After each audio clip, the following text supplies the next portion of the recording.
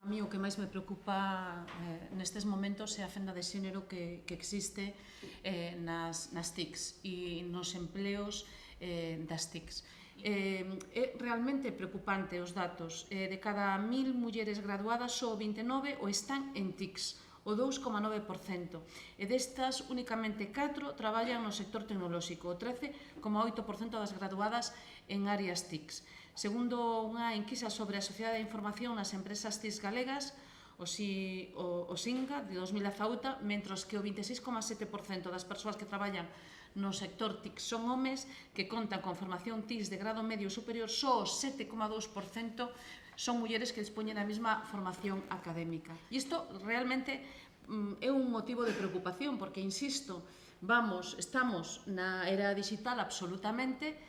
Fai pouco o clúster das TICs en Galicia decía que facían falta máis de 5.000 traballadores e traballadoras, porque Galicia é unha potencia neste ámbito, inda que nos pareza o mellor increíble, pero é así, e resulta que despois o traballo o copan os homes.